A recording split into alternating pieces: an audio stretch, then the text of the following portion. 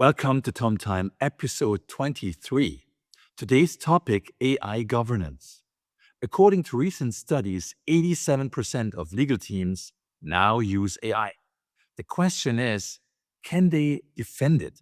Let's start with the 87%. That's the percentage of general counsel who report that their teams use generative AI. Last year, 44%. So in just 12 months, adoption nearly doubled. And naturally and legitimately, the legal industry celebrates. But what if we are missing one important piece? Maybe one of the most important questions in legal AI. It's not whether we are using the technology, it's whether we can defend it if someone challenges us tomorrow. And those are very different things. So let's talk about what AI adoption actually means. When these surveys report that around 87% of legal departments use AI, what do they actually measure? In many cases, it simply means that someone, somewhere, used a tool at least once per week or once per day. That's it. One prompt, one experiment, one draft, one curious lawyer clicking a button. That's enough to count as AI adoption. So think about January gym memberships. Millions of people sign up, and the numbers are real. Those memberships actually exist. But nobody would argue that gym memberships do not equal fitness. Owning a running shoe also doesn't make me a runner. And buying a guitar doesn't make me a musician. So purchasing AI doesn't automatically create AI literacy or AI capability. Yet that's exactly the leap many organizations are making. They are confusing access with transformation. And these are not the same things.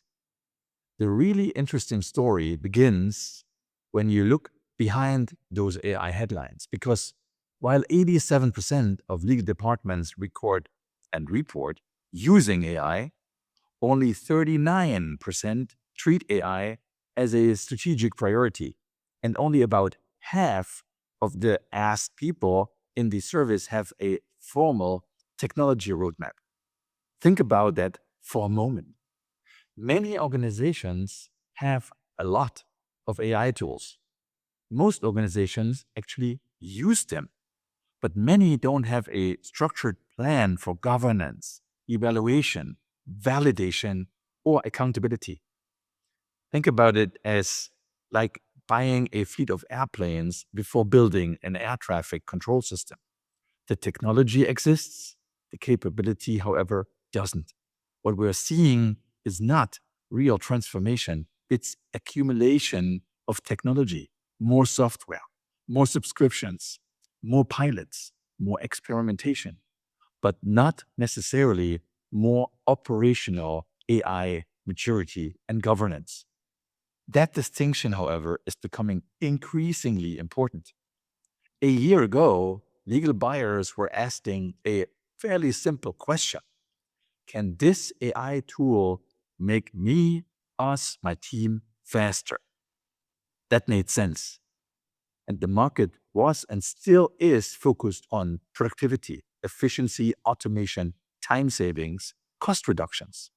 But in 2027 and beyond, the question has changed. And it now reads, can this tool withstand scrutiny if it is being challenged? The first question is about features and capabilities. The second is about evidence and protection. The first asks what the tool can do, and the second asks whether you, us, we can defend what it did. And many legal AI products were purchased to answer the first question only, not necessarily the second. And this is where some tension, at least, begins to unfold, because the environment around legal AI is changing rapidly as the technology. Governance is moving from a side conversation to a boardroom talk. Risk is moving from theoretical to operational, and scrutiny is becoming more and more inevitable. Here's the part that should make every legal or compliance leader pause. Because when a lawyer is sanctioned or a compliance professional because of an AI hallucination, who gets held responsible? Not the vendor or the software company, not the sales and marketing representatives who gave you the demo. The lawyer or the compliance professional or the in-house organization or the law firm. Those are the ones who are being held responsible. The persons who signed the contract, the persons who submitted the work product, the person who relied on it. And the single fact changes everything because it dismantles one of the most comfortable assumptions that are still persisting in the market, according to my observation. That is that buying from respected vendors somehow transfers these risks to them. It doesn't. You can outsource drafting, you can outsource technology, you can not outsource accountability. And that's where many organizations suddenly realize that they have a gap. And hopefully they're realizing it actually. Because imagine tomorrow morning, a regulator asks these very questions, or a client, or a court. Someone just challenging an AI assisted legal output. So then the question becomes, what happens next? Can your team explain how your tool was evaluated? Can you demonstrate how AI generated or facilitated outputs were verified? Can you show evidence that proper internal or even external review occurred? So can you also reconstruct the process? Can you show your work how it just was created with the help of AI retrospectively? That will become the standard. And for many organizations, the honest answer, right now at least, is fairly uncomfortable. Not because they are reckless or irresponsible, just because they were told adoption was more or less the finish line. And for the past few years, competitive advantage in legal AI technology was largely about adoption, about access. Who got the latest tools first? Who adopted them in the most rapid sense? And who experimented successfully? But that advantage disappears when everyone now has access. And with 87% of teams using AI as such and simply using it proves nothing. Imagine showing up to a Formula One race and announcing proudly that your car has tires. Well, everyone has tires. That is no longer the differentiator. The differentiator in that scenario is knowing which tires perform under pressure. And the same is true for legal AI. The new competitive advantage is not adoption. It's evaluation, validation, compliance, governance. It's the ability to separate vendor claims from evidence, being able to justify a technology decision long after the demo ended. Because nobody posts exciting LinkedIn updates about governance frameworks. Nobody gets conference applause for documentation processes. But increasingly, that's the work that matters. And the next chapter of successful deployment of legal AI won't be won by the organizations that collect the most tools or produce the toughest and boldest headlines.